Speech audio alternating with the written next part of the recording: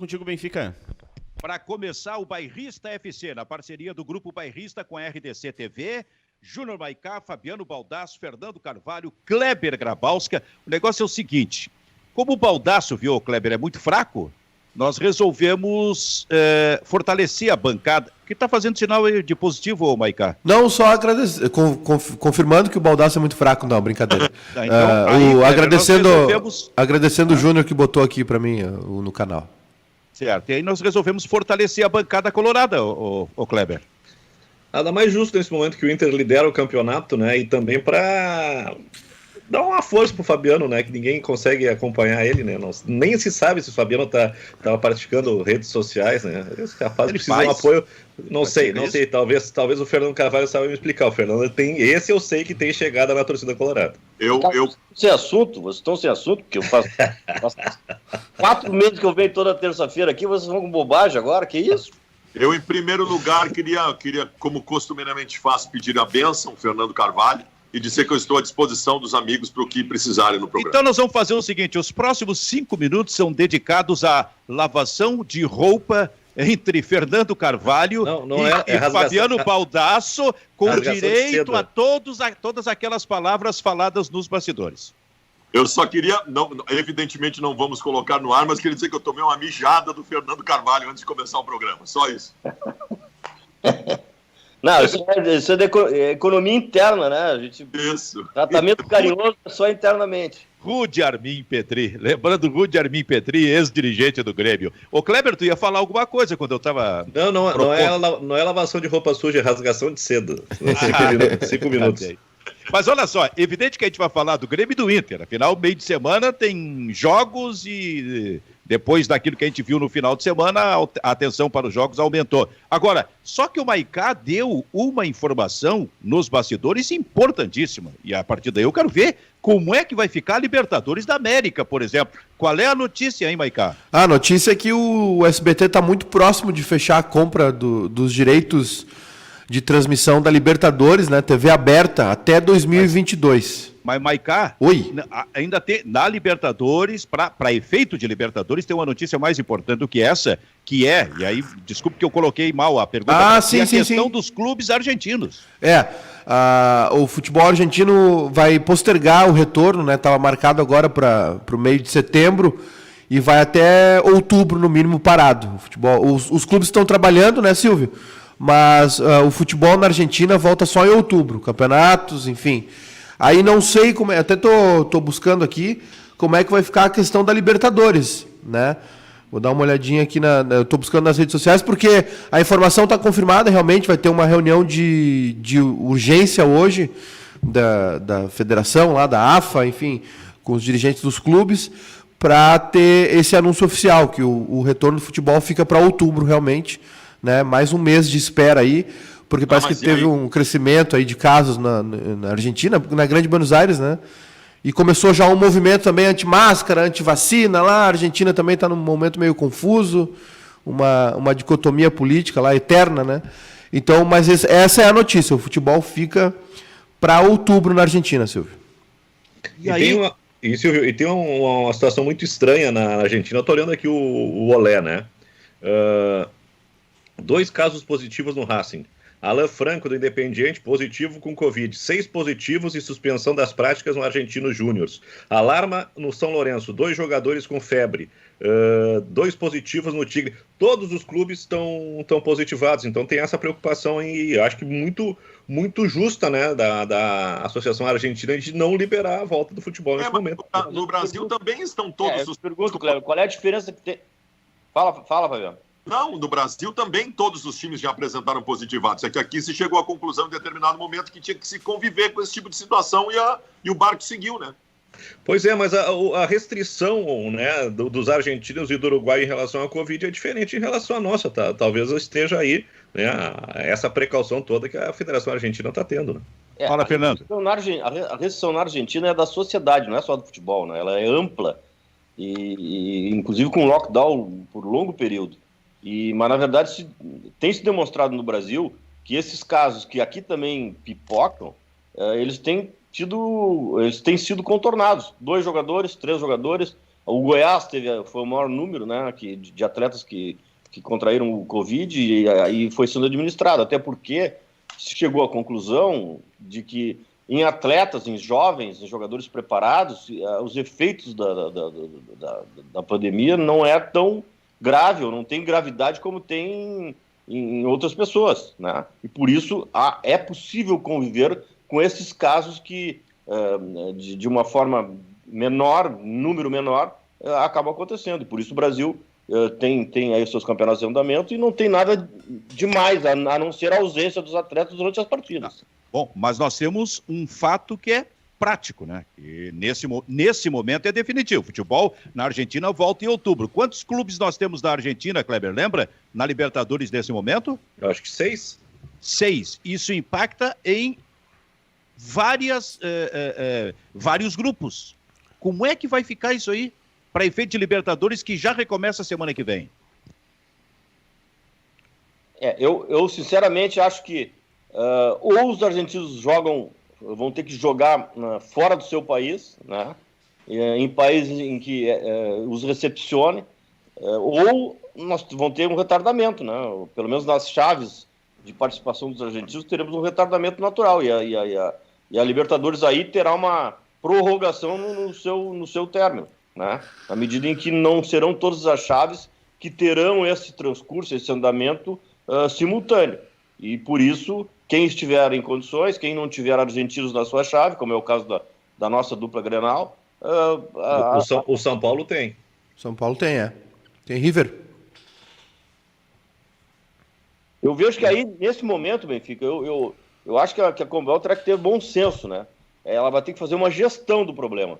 E a gestão se faz dessa maneira. Ou traz para jogar no Paraguai, por exemplo, que tem possibilidade, tem hotéis, já que não teremos público, não tem muita diferença. E os argentinos terão que ter o visto de saída lá, né? Eles poderão, eu não sei como é que está funcionando na Argentina a possibilidade de viagem, de saída dos profissionais. Mas tem um outro detalhe, eles já estão treinando? Sim, estão. Então, digamos que eles estão aptos a jogar. Então, até o Lucas Prato se machucou. Teve uma lesão, está fora do jogo contra o São Paulo.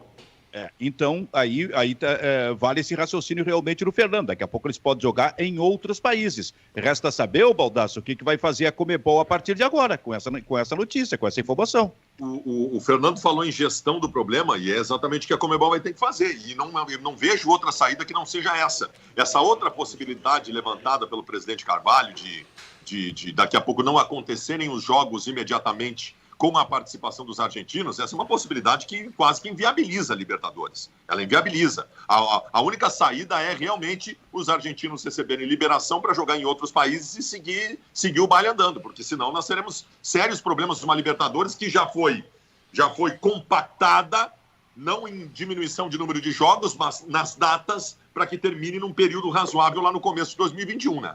Kleber, vamos fazer um raciocínio aqui. No Paraguai, quantos estádios tem na capital?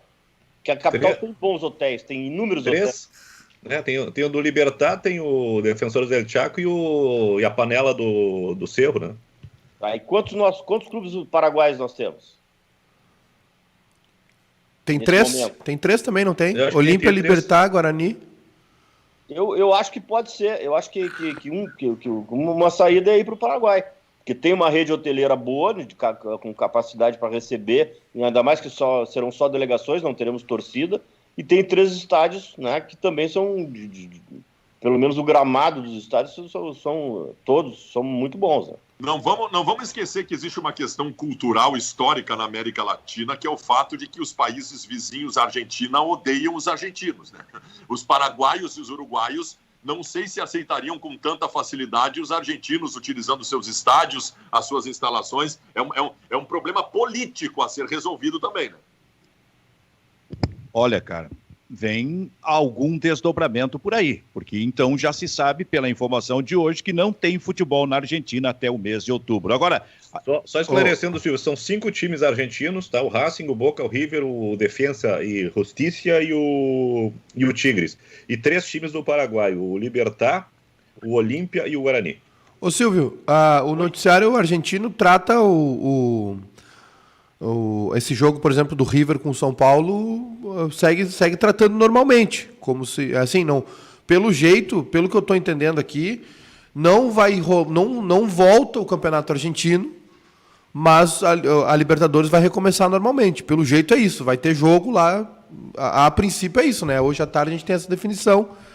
E os clubes lá, mais de 6 meses parados, né? O primeiro jogo desses times argentinos vai ser pela Libertadores. Por exemplo, o primeiro jogo do River vai ser contra o São Paulo. Já volta numa pedreira de Libertadores. Sim. Agora, ainda sobre Libertadores, a Globo está saindo mesmo da Libertadores? É isso, Maicá? É isso aí. A Globo deu um passo atrás em 2 campeonatos importantíssimos, né? Na Fórmula 1, até teve uma notícia que o Galvão iria se empenhar pessoalmente aí na captação de patrocinadores, né? Mas não adiantou, realmente. Parece que a Globo está fora da Fórmula 1 oficialmente para 2021. E agora da Libertadores. Já estava rolando a notícia, né, Silvio, que estava rolando uma renegociação, que a Globo entrou numa rodada aí de renegociação com a Conmebol, por conta da disparada do dólar e a crise da pandemia, a queda de faturamento, e não houve acerto, né? E a informação que se tem é que a Conmebol chegou no limite dessas renegociações, que não tem mais o que fazer, e o SBT entrou na jogada. A informação é do Rodrigo Matos, que é um cara sempre super informado no UOL, né? O UOL é um grande site para quem gosta de futebol também, tudo que tem no entorno do futebol. Conmebol e SBT encaminharam um acordo, estão muito próximos de fechar a negociação dos jogos da Libertadores em TV aberta, né? TV a cabo segue, com o Sport TV e Fox. Já existem, até 2022, o contrato do SBT com a Conmebol. Já existem conversas avançadas por valores e condições para a emissora paulista substituir a Globo, que rompeu o contrato e não obteve sucesso na tentativa de renegociar a transmissão. Assim, o SBT assumirá a transmissão das próximas 3 edições e já na retomada, né? Fechando o acordo semana aí. Que vem. O SBT já começa a transmitir essa Libertadores que já está em andamento. O Benfica. Fala, Baldasso. Tu sabe que eu sou um cara sempre a favor de quebra de paradigmas, né?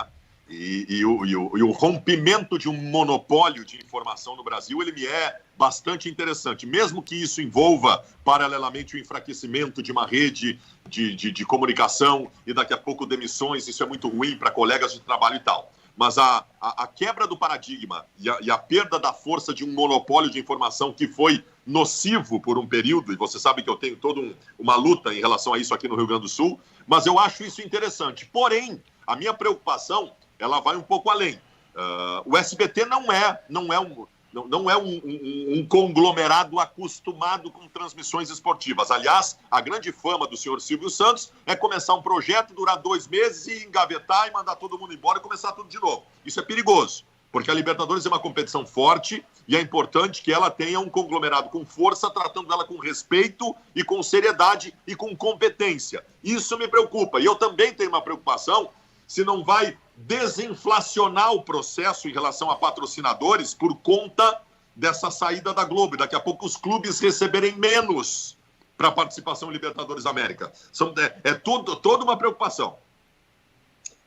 Eu concordo, Fabiano, até antes do programa ali, quando a gente conversava informalmente, eu manifestava essa ideia. Eu acho que a Globo, apesar de todas as restrições que hoje ela tem da opinião pública em função de posicionamentos, na verdade, a Globo, ela controla o futebol e ela participa do futebol e fomenta o futebol há 30 anos. E é através desse fomento que os clubes se mantêm e cresceram e têm, vamos dizer assim, no seu dia a dia, uma possibilidade de organização. Agora, com a retirada gradativa da Globo de alguns campeonatos, de alguns produtos, isso vai se fazer sentido no futebol. Perdão. Eu duvido que...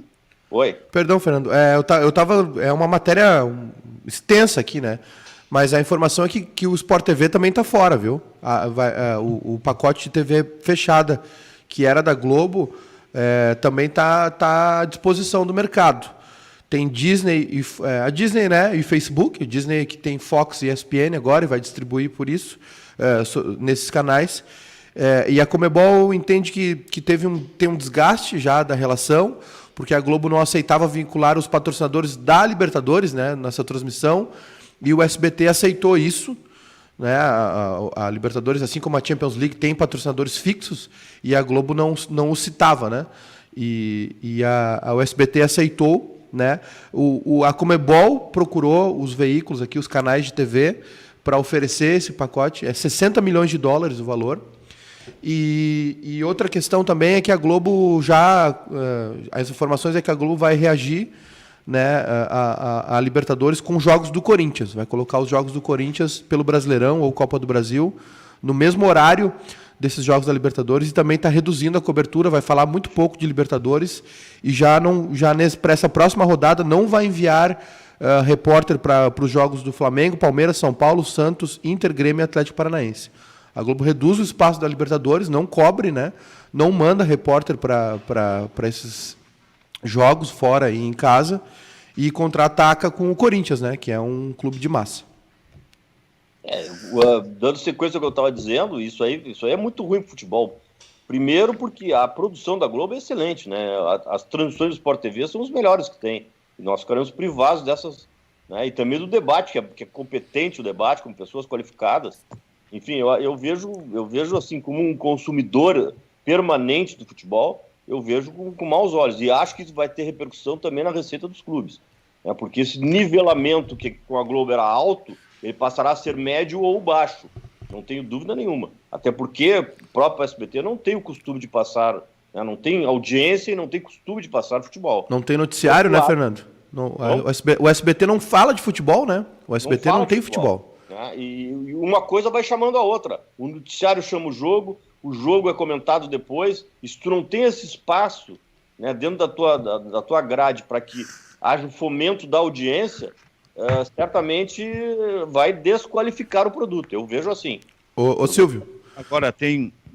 Silvio, o que quer dizer, Maicon? Não, só para completar a informação, o valor é 60 milhões de dólares, né? O dólar está 5 e pouquinho, dá 300 milhões de reais por aí, 350, vamos arredondar. E a Globo ofereceu 45, a Conmebol não aceitou, achou pouco e também ficou com medo de dar esse desconto e receber pedidos de desconto do Facebook, da Disney, né? Dos outros veículos que também têm os direitos. A Globo entende que o contrato deveria ser renegociado por conta da pandemia, mas a Conmebol não aceitou. E aí bateu na porta aí dos outros veículos e o SBT a conversa com o SBT acabou avançando. Bom, seguinte, aliás, a Globo está em conflito com a FIFA também, daqui a pouco surge a informação de que a Globo não transmite a próxima Copa do Mundo. Agora, Kleber, há uma questão bem clara aí também, que é o prejuízo do jornalismo que se faz. Quer dizer, é negócio, nós estamos tratando de negócio. E aí a Globo, se não tiver o direito de transmissão, vai simplesmente esquecer do jornalismo. Vai esquecer de uma Libertadores da América. É assim que está se dando a coisa no país. Cara, isso envolve emissoras de rádio, jornais, televisão, com muito mais força agora. Quer dizer, para a Globo, a Libertadores só existe se ela puder ganhar em cima. Se ela não ganha em cima, ela não vai falar nunca. Pelo que está dizendo aí o Maicá, por exemplo, não vai falar nunca a respeito da Libertadores, vai tratar do Corinthians. É só negócio. Isso é ruim também, é perigoso também. Quer dizer, eu acho assim, ó, em última análise, porque isso serve para política também, é bom que você diga, em última, entra no Jornal Nacional aquilo que nos interessa, politicamente, aquilo que não nos interessa, mesmo que tenha acontecido, não será citado. Isso é ruim para a sociedade, hein, Kleber? Não, e perde ontem, por exemplo, né? Perde a credibilidade. Ontem, por exemplo, tinha o pronunciamento do presidente da República e uma live do ex-presidente Lula. O pronunciamento do Lula, né, foi simplesmente ignorado pela Globo. A Globo sempre teve qualidade e quantidade no esporte, né?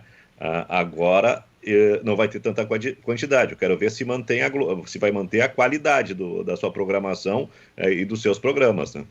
Fala, Fernando. Eu tenho também uma opinião antiga sobre esse assunto, do tempo da negociação, coisa que eu aprendi das negociações com a Globo do tempo que eu era do Clube dos 13.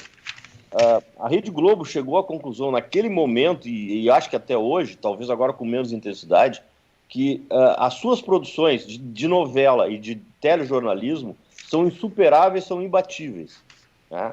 Só que ela protegia essas produções, não permitindo que os concorrentes tivessem outro produto, no caso o futebol, que pudesse afetar a audiência desses produtos em relação ao qual ela é competente. Então, jornalismo com jornalismo do SBT, da Record, a Globo sempre prevaleceu.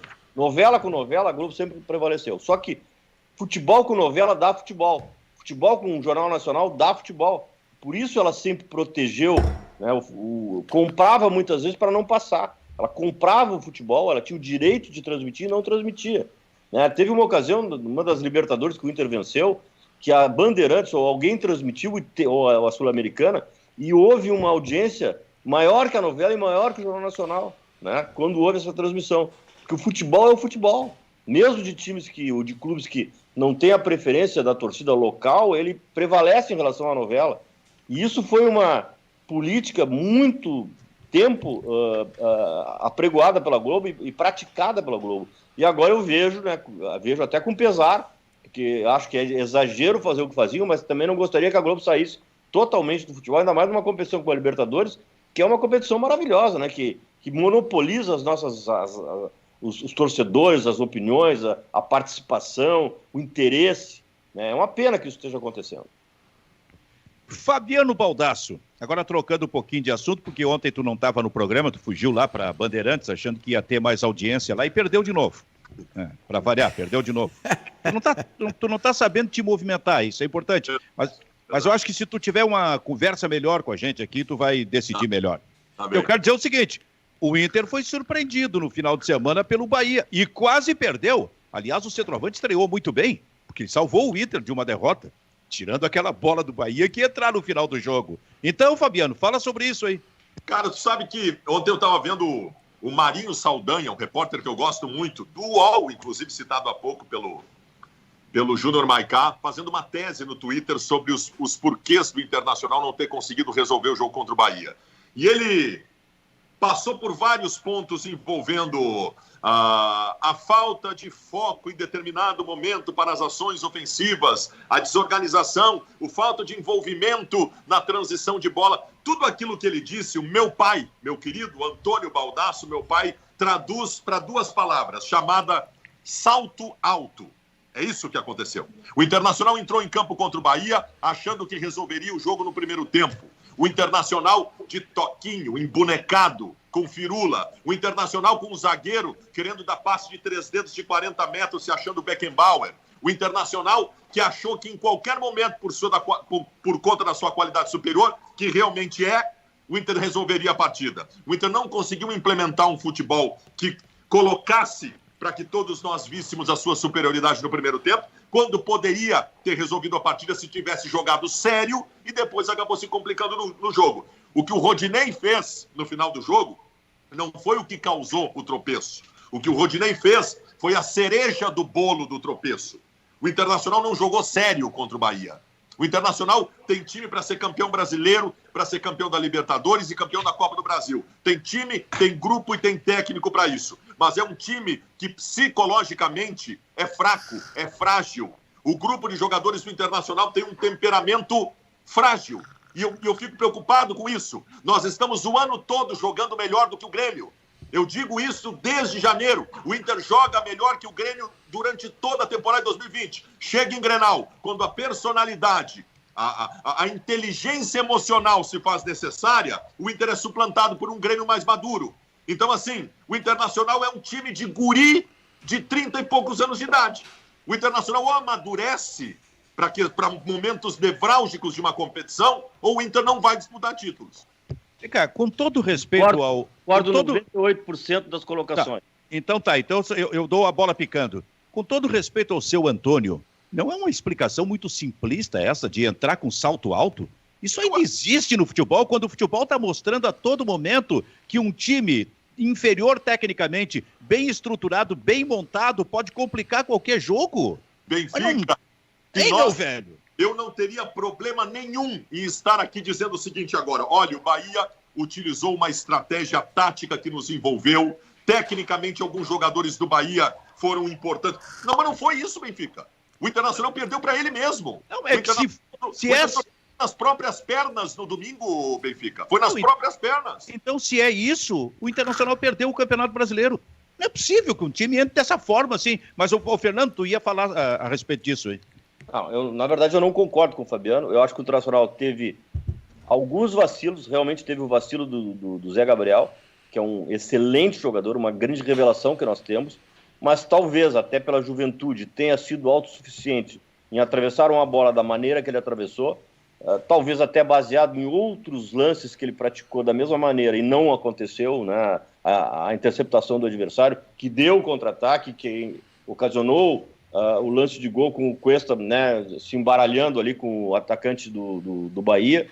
Acho que o Rodinei também se equivocou, né? E aí eu entro no VAR, né? O VAR, a jogada estava truncada, a jogada foi truncada antes, e aí teve o lance dentro da área. Hoje em dia o VAR pode tudo, né? O VAR pode tudo, não é uma coisa do nosso costume. Normalmente esse lance, ele nem chegou a se concluir, nem a bola não chegou perto onde estava o jogador, foi truncado antes, e aí o entrechoque do Rodinei, que foi pênalti, acabou sendo marcado. Mas eu acho, Baldasso, que acima de tudo, o Internacional hoje não tem jogadores para suplantar a retranca. Sem centroavante, sem o Guerreiro, nós estamos sentindo muito a ausência do jogador de área, o jogador que consegue, né? A bola passa para um lado, passa para o outro, ninguém intercepta. O Galhardo não é um cabeceador emérito, é um jogador que não joga de costa para o gol, ele não é um atacante agudo, ele é um jogador de movimentação. E ao seu lado tem um jogador que é articulador, que é o D'Alessandro, que sai da área, que deriva para a ponta, que vem jogar nas costas do volante. Então tu passa a não ter contundência. E um time como o Bahia, e da forma que jogou no sábado, se tu não jogar com contundência, e o exemplo do Grêmio está aí, que hoje não tem contundência no ataque, falta esse detalhe final. 80% de posse de bola sem contundência redunda em só posse de bola. E foi o que aconteceu. O Internacional estava vencendo o jogo, e aí, infelizmente, aconteceu o lance do pênalti, né, e acabou empatando. O que nós não tivemos condições, e melhoramos minimamente quando entrou o centroavante, em 2, 3 lances ali, ele conseguiu cavar jogadas, mas nós vamos ficar a tarde inteira jogando com o Galhardo de centroavante contra times fechados e teremos o mesmo problema. Então eu não vejo que tenha havido salto alto, eu não vejo que tenha havido essa questão emocional flagrada pelo Baldasso. Né? O nosso treinador classificou bem, pensou bem o jogo, pressionou o adversário, né? Só que a pressão não foi suficiente para criar as chances, porque não temos nesse momento um centroavante. Né? E para jogar contra time fechado tem que ter centroavante. O Cudê, na entrevista coletiva depois do jogo, falou em falta de malandragem. E a informação que se tem é que a carraspana foi violenta do treinador com o grupo. Mas a falta de malandragem, Fabiano, ela aconteceu no jogo com o Palmeiras e agora. Pode concluir agora, depois eu entro. É isso aí. Mas Fernando, eu tô cobrando isso, especialmente de algumas peças que eu acho importante. Falta de malandragem não é autossuficiência, não é salto alto. Tá bem, em alguns momentos não foi. Eu acho que nesse final de semana foi. Acho que nos Grenais a falta de malandragem fez com que o Internacional, por exemplo, colocasse a sua energia, a sua vontade de forma equivocada. Tudo isso junta, presidente, da imaturidade. É a falta de inteligência emocional. O senhor Fernando Carvalho, em 2016, voltou ao Internacional num momento muito complicado, em que o senhor, quando viu de fora e viu lá o grupo formado por Valdívia, Alex, Vitinho, o senhor pensou, mas esse time não pode cair. O senhor pensou isso, eu pensei isso e toda a torcida do Internacional pensou isso. Só que quando o senhor chegou no Internacional, o senhor viu que era um time de personalidade fraca, um time de pouca inteligência e maturidade emocional, um time que não reagiu em nenhum momento. Essa questão psicológica, embora ela pareça acessória, ela pareça perfumaria, ela pode ser definitiva. O Internacional, os Grenais do ano, para mim, são a prova disso. O Inter é melhor do que o Grêmio, e o Inter foi suplantado pelo Grêmio nos Grenais, porque o Inter não sabe dosar psicologicamente como agir no clássico. Fabiano, uma coisa é o Grenal. Outra coisa é o jogo do Bahia. Tu tá misturando as coisas. Eu estou falando sobre o jogo do Bahia. Sobre o jogo do Grenal eu tenho outra opinião e posso dá-la, mas não estou dando agora. Em relação ao Bahia, o principal fator que levou o Internacional a não ter sucesso, primeiro, foi a falta de centroavante. Segundo, e aí eu vou entrar na história da malandragem, tem um modelo de como se administra final de jogo, e esse modelo é o modelo do Yarley. O jogo do Palmeiras, se o Bosquilha não tenta fazer uma jogada contundente, faltando 2 minutos e perdeu a bola, e nós aí tomamos o contra-ataque para dar o gol do Palmeiras, se ele pega a bola e vai para a lateral, vai para o escanteio e segura e trunca o jogo, nós tínhamos vencido. O jogo do Bahia, nós também contra-atacamos o Bahia, estando vencendo o jogo, faltando 2, 3 minutos. Faltando 2, 3 minutos, e os argentinos são mestres nisso, termina o jogo, não tem mais bola, não tem mais jogo. E essa é a falta de malandragem. Olha só, eu quero ouvir em seguida a opinião do Kleber sobre isso, mas antes do Kleber eu coloco um outro detalhe para que ele também possa analisar a partir do Júnior Maicá e a partir de uma palavra citada aqui uma referência feita pelo Fernando Carvalho, a questão da contundência no ataque. O Fernando chegou a dizer que o Grêmio também não tem a contundência no ataque. Este Júnior Maicá é um dos problemas do Grêmio no momento? Sim, sem dúvida nenhuma, Silvio. O Grêmio deixou de ser um time agressivo da frente para trás, né?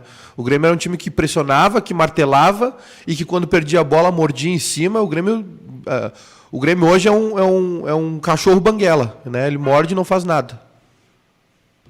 Kleber Grabowska, que cachorro banguela. Kleber, analisa isso pra gente, por gentileza. Aquilo que o Baldassi e o Fernando estão colocando em relação ao Internacional e essa falta de contundência também no ataque do Grêmio. Eu acho que tem um detalhe, eu até começar a falar sobre o Grêmio, né? O Diego Souza, ele foi solução durante o Campeonato Gaúcho, ele há muito tempo não é mais destacado, né? Ele tem um gol contra o Caxias, acho que um gol contra o Fluminense na estreia do Campeonato Brasileiro, é muito pouco pro homem que é o matador do Grêmio. E atualmente o principal atacante do Grêmio é o Alisson, que não é, né? Não é um atacante agudo como é o PP, como é o Everton. Então acho que isso diz muito a respeito da produção do Grêmio, que só tem 5 gols no campeonato. A gente viu o jogo de domingo contra o Atlético Goianiense, o Grêmio empatou no primeiro tempo, e no segundo tempo acho que ele tem só o cabeceio do Everton. Quem teve chance de fazer gol é o Atlético Goianiense. Então tem muita coisa errada aí no Grêmio e a gente não está vendo uma diligência do departamento de futebol em achar uma solução, né? O Grêmio está contratando um lateral esquerdo, né, que não é a prioridade. Com o Cortez tu quebra o galho, o Grêmio tem que achar uma alternativa para o lado, um camisa 10 que entre na área e um outro camisa 9. Então acho que o Grêmio tá demorando demais para achar a solução e não sei se essa direção vai achar uma solução para o Renato. A respeito do Internacional, eu gostei da maneira como o Bahia se portou contra o Internacional no posicionamento do meio campo. A gente não viu aquela troca de função e a velocidade entre o Edenilson e o Bosquilha, do trio de meio campo. Só quem se salvou para mim no domingo foi o Patrick, né, que está numa fase muito boa, e esse jogo do Bahia vai ser o mesmo jogo de quinta-feira contra o Ceará. Então acho que o Cudê já tem que dar uma olhadinha o que ele vai fazer para colocar alguém com mais força no ataque junto do Galhardo, para tirar do Galhardo aquilo que ele tem de melhor qualidade, não que ele continue sendo o referencial. O Abel Hernandes entrou 8 minutos, ele foi decisivo na frente e atrás, né, mas o Cudê já disse que ele não vai começar, e talvez por essa necessidade de ter um homem de referência, a pressa do departamento de futebol em colocar condições de jogo para o Leandro Fernandes já estrear quinta-feira. O Abel só não começa, o Abel vai ser titular do Inter na sequência, ele só não começa por uma questão física. Acho até, inclusive, que deveria começar. Aguenta quanto tempo aguentar em campo, depois tira, porque nós precisamos nos reacostumar a jogar com a referência. Embora o Abel não seja exatamente uma referência diária, mas entrou muito bem no jogo. A forma de jogar neste momento do Inter está se adequando a este problema que foi citado pelo Fernando, e que é verdade, que o Inter... Tu coloca o D'Alessandro como atacante e ele é atacante só no nome. O D'Alessandro volta, circula por todo o setor de produção do time e não joga no ataque. Aí nós temos o Thiago Galhardo isolado numa função que não é a sua preferencial e os problemas acontecem, especialmente contra times que vêm num formato como o Bahia veio e como o Ceará vai vir na quinta-feira. Mas a tendência é que o Inter volte a jogar com o centroavante, a tendência é que o Leandro Fernandes seja titular do Inter ao lado do Abel Hernandes e que o Thiago Galhardo jogue mais liberado, circulando e flutuando pelo meio, chegando no ataque, onde ele já jogou no Ceará, por exemplo. Como assim? Quem é que sairia daí? Bosquilha. Ué? Acho que vai acabar acontecendo. Leandro Fernandes e Abel no ataque e o Galhardo flutuando por trás deles. Eu acho que isso vai acabar acontecendo. Acho que não acontece.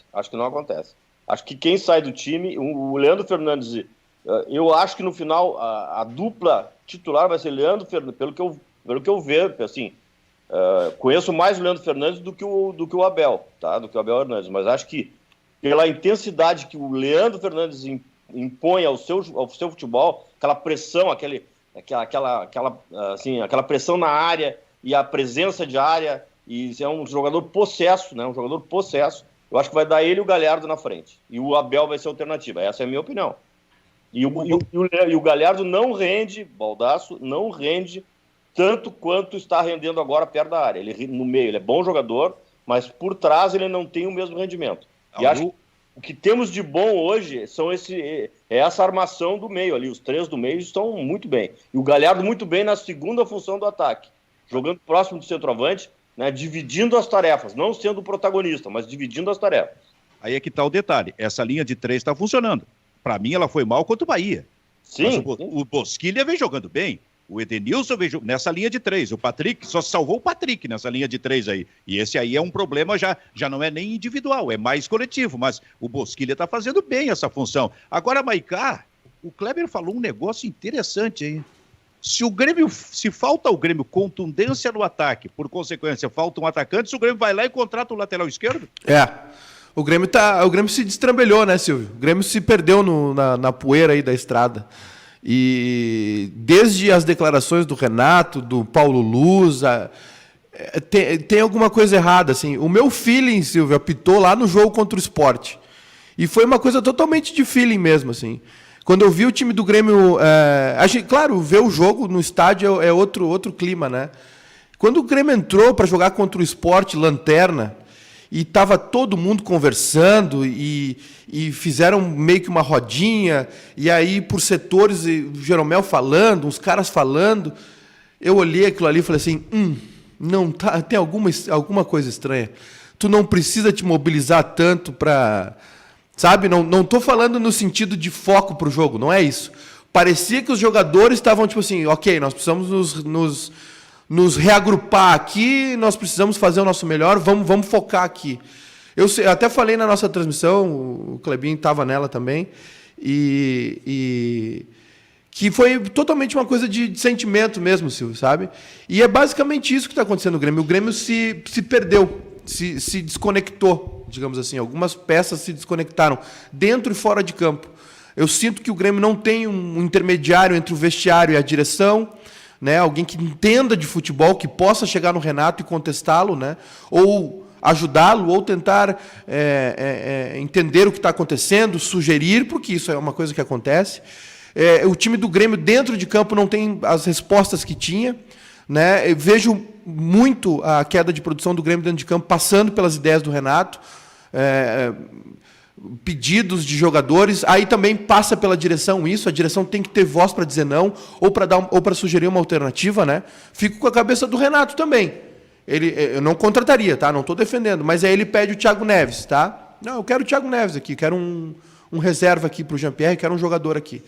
Aí a direção, não tem o Jean-Pierre, não vamos trazer o Jean-Pierre, vamos trazer esse aqui. Não, beleza, então não quero. É um cara, eu conheço o cara trabalhou comigo, tá solto no mercado, traz ele para mim. Né?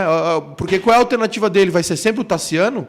Eu não estou defendendo aqui, eu acho que a contratação do Thiago Neves foi um absurdo, mas eu estou tentando ver a coisa com a cabeça do Renato. Mas mesmo assim, isso é para tentar contextualizar, Silvio, que o Grêmio está pecando em todas as pontas. Na direção, no treinador, dentro de campo, tem jogador que caiu muito o rendimento, né? A gente está vendo jogadores aí como o Matheus Henrique, por exemplo, que sempre foi um leão dentro de campo, completamente perdido. Tem um lance circulando nas redes sociais do Matheus Henrique e Lucas Silva tentando sair jogando de trás. Uma dificuldade absurda, o Grêmio não enxerga, o Renato não enxerga que o Grêmio não tem esse jogador de transição. O Grêmio passou o segundo tempo amassado pelo Atlético Goianiense, dentro do seu campo, né? Então é isso, Silvio. De uma maneira geral, tá uma porcaria. Oh, definição final. Agora, Fernando, é fundamental a figura de um dirigente político que possa conversar, mais do que isso, ser ouvido pelo técnico? Eu acho que é fundamental a presença de um dirigente. Ele pode ser político ou pode ser o diretor, o gerente, o executivo de futebol. Executivo. Alguém tem que conversar com o treinador, alguém tem que ter ideia, e tem que cobrar essa ideia, né? A ideia do clube. Qual é a ideia do clube? Vamos jogar como? Né? E participar, né? Ativamente. Tem treinadores que não permitem, né? Não sei se o Renato é dessa família, né? Que não permite. Tem treinador que não permite. O dirigente tem que encontrar uma forma de gerir essa relação. Eu também tive treinadores no meu período que não gostavam de falar, Mas aí, informalmente, conversa daqui, puxa dali, tu acaba, né, chegando e colocando.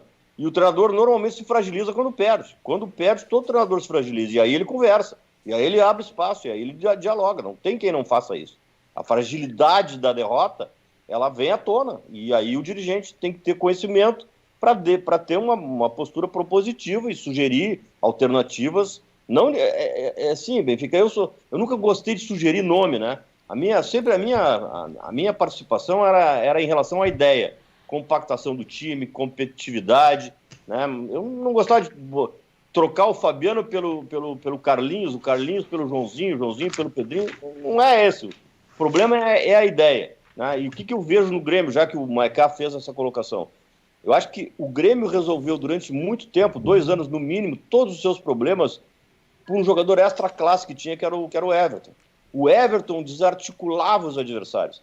Tem fotos de Grenais, e aí, Fabiano, eu posso entrar no assunto Grenal, né? Posso entrar naquele assunto, minha opinião, respeitando outras opiniões, né?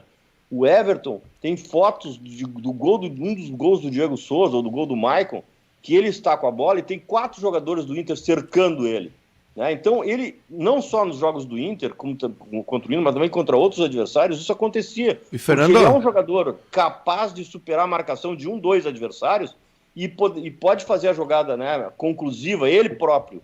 Eu vou lembrar o jogo do Palmeiras. O jogo do Palmeiras, o Grêmio está tomando uma saranda, aquele jogo do Palmeiras na Libertadores, e ganhou por 2-1.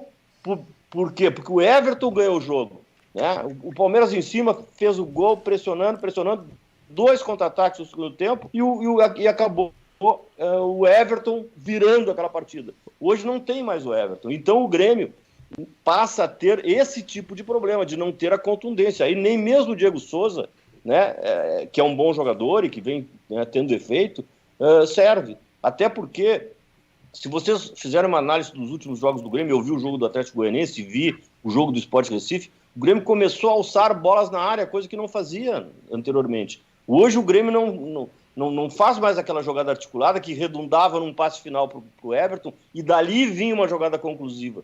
Hoje o Grêmio alça bolas até dos zagueiros. Ô, Fernando. E aí o Diego Souza, né, só para protagonismo. E ele sofre, porque ele ganha uma, ganha 2, não ganha todas. Só para corroborar com a ideia, desde a saída do Everton, o Grêmio começou a jogar pelo lado direito. Né? Tá muito claro. Alisson e Orejuela que conseguem fazer alguma coisa ainda por ali. E tem mais um detalhe também que o Ribeiro lembrou muito bem ontem, né? O Grêmio está com essa ideia de que o Diego Souza estava fazendo gols de cabeça e realmente fez. Ele vai muito bem na bola aérea, mas a gente está esquecendo que os cruzamentos vinham do Everton, né? Do Everton Cebolinha. Que esse lance do Grenal, né? Do primeiro turno, lá o gol no final do jogo, o lance desse último Grenal agora, que tem a jogada aérea ali que o Diego Souza escora para o Maicon, né? É lance do Everton também, que é exatamente isso. O Grêmio foi para o lado direito porque a alternativa do lado esquerdo, que era a melhor possível, ela saiu, né? E hoje o Grêmio não tem... e aí o Renato ainda dificulta o processo porque ele sistematicamente vai tirando o Jean-Pierre, que é o único jogador que usa a cabeça para planejar o jogo no time do Grêmio.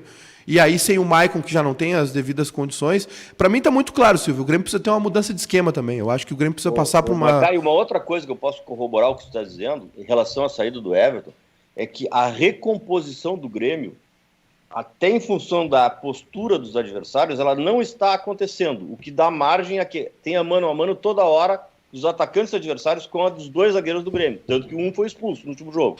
A recomposição não acontece porque o Everton, quando atuava, ele mantinha atrás não só o seu marcador, como o jogador da cobertura. Hoje o adversário retoma a bola e sai todo mundo. E o Everton atual não recompõe como o Everton anterior recompunha, e também porque o adversário sai de trás, que antes não saía, e os demais jogadores do meio, Lucas Silva, o próprio Matheus Henrique, que não está na mesma fase, eu acho esse jogador um excelente jogador, mas ele não está na mesma fase. Então eles estão tendo dificuldade de recomposição, o que permite aos adversários um terreno fértil para manobrar nas costas dos volantes. Baldasso, tu chegasse a falar, quando se manifestou sobre o Internacional e o jogo contra o Bahia, dos erros individuais, do garoto Zé Gabriel, por exemplo. Eu cheguei até a gravar um vídeo em relação a isso, essas falhas individuais e do Zé Gabriel. Só que ontem, com mais tempo, eu estava vendo o gol que o Internacional tomou com a falha do Zé Gabriel. Cara, e o que o Cuesta fez ou deixou de fazer no lance, pior do que o Zé Gabriel, que é um garoto, falhar individualmente numa partida, é o que está acontecendo com o Cuesta, o zagueiro do Inter. O Zé Gabriel errou um passe naquele lance. E o Cuesta foi tentar driblar quando qualquer toque que ele tivesse afastado a bola para qualquer lado, não teria acontecido o gol do Bahia. O Zé Gabriel, ele teve um jogo ruim entre tantos jogos bons em que ele se firmou como titular da zaga do Internacional. O Cuesta está tendo uma temporada terrível. A temporada do Cuesta é ruim, de ponta a ponta até agora. O Cuesta tem sistematicamente falhado. O Zé Gabriel, ele não merece ser... E o pior, sabe o que eu fico louco? É que tem muita gente que defende o seguinte, que o Cuesta está mal porque o Moledo não está no time. Que tem que tirar o Zé Gabriel e botar o Moledo, que fica tudo bem. O Moledo não sabe sair com a bola. O Zé Gabriel é titularíssimo do Internacional. Ele fez um jogo ruim. E os guris oscilam. E podem oscilar, e nós temos que entender que oscilem. Agora, o Cuesta, esse tá mal o tempo todo, cara. Kleber, como é que se explica isso, o Cuesta, durante a temporada, hein, Kleber? Eu não sei o que está passando pelo Cuesta, eu acho que não é nem questão de mudança de técnico, mudança de esquema, acho que é individual o problema do Cuesta, né? E eu acho interessante, tem que dar uma puxada de orelha nos guris que falharam. Aí eu tava lendo uma matéria, não sei se no GE ou no UOL, que o Cudê ficou indignado com a cabacice do Zé Gabriel, e depois tem um lance que é o lance que tem a reclamação do pênalti, do Peglow, né? Que ele poderia ter decidido, e até mesmo a origem de toda aquela confusão no lance que resultou no pênalti também é uma tentativa de contra-ataque, de saída rápida do Peglow, que erra a bola, e o Internacional leva o contra-ataque do Bahia, tem que fazer a falta. Tá, mas e o Vitor Cuesta, que teve a condição de resolver a jogada e não resolveu, né? E do Rodinei, que também é rodado, que faz uma falta desnecessária em infantil. Então, às vezes, essa questão de puxar a orelha tem que puxar, mas tem que puxar dos veteranos também, né? Como é que se faz isso, Fernando? E como é que tu está observando isso, o Vitor Cuesta? Não, o Vitor Cuesta não está num bom momento, realmente é um grande zagueiro, mas a tentativa de sair jogando permanentemente tem prejudicado os resultados do seu futebol. É que ontem, eu não sei se vocês viram o jogo do Cruzeiro, tem momentos da partida, aos 42 do segundo tempo, que essa história de não dar bico acabou, tem que dar bico, entendeu? Tem que dar um chute, é time do seu Gomes, chuta pro lado que está virado. E o Cuesta é um jogador fino, um jogador, né, que tem categoria, muitas vezes ele tenta sair jogando, principalmente quando ele leva para o pé direito, ele acaba, né, perdendo. Ou no lance do Bahia, que ele quis interceptar e sair jogando, quando ele poderia ter truncado a jogada apenas, né? E no jogo do Cruzeiro ontem, não sei se vocês viram, o Cruzeiro começou a tocar a bola perto da área e perderam a bola dentro da área. Sim. Bateu na canela do jogador. Mas né? tá chegando a solução aí. Como? Tá chegando a solução. O Cruzeiro tá contratando o Ney Franco.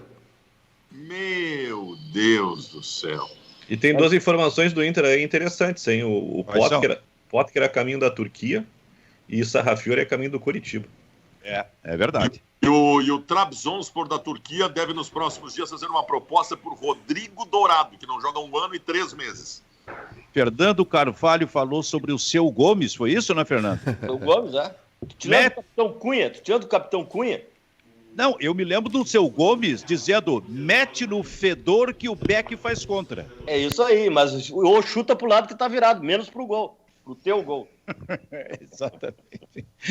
Bom, são questões que a gente colocou da dupla Grenal aqui. Kleber Grabowska, completa aí com a informação mais recente ou alguma recomendação aí da tua parte? Bom, vou deixar para terça-feira que vem a minha avaliação sobre o problema do Inter nos Grenais, que o Fabiano Baldassi abordou ano passado, que eu concordo muito em algumas coisas com ele, mas não concordo plenamente. Na próxima semana eu me manifesto sobre isso. Ô, Fernando, tem que participar mais aí, Fernando. O Baldassi tá nos abandonando aí. Acho que tu vai ter que entrar mais uma vez aí por semana aí, não tem problema?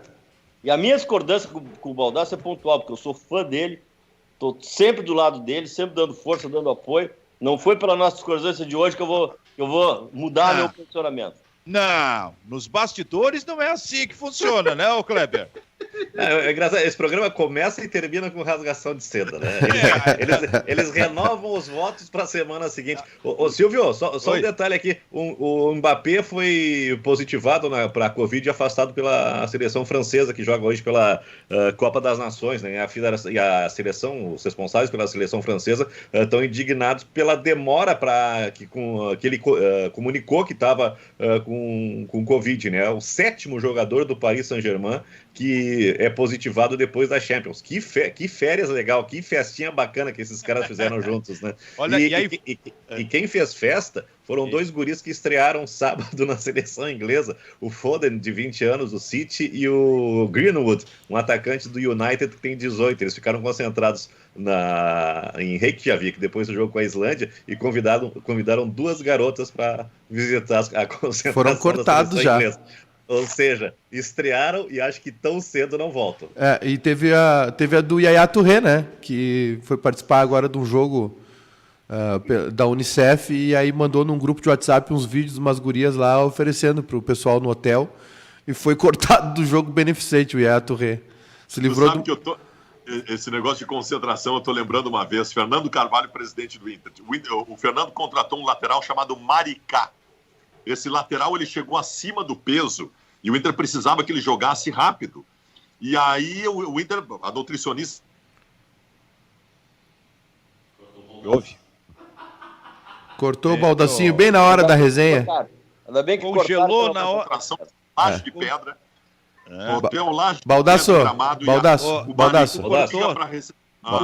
Tu congelou rapidamente e volta a Congelou história que na... nós precisamos saber. Se envolve o Fernando, nós precisamos saber. Tu congelou na nutricionista. Maricá, em intensa contenção alimentar, o Maricá liga para a recepção do hotel e pede uma barra de chocolate. E o Newton Drummond, o Chumbinho, era o diretor executivo do Inter. E ouviu a ligação, o Newton Drummond foi levar a barra de chocolate. Maricá abriu a porta do quarto, era o Newton Drummond. Trouxe aqui a tua barra de chocolate.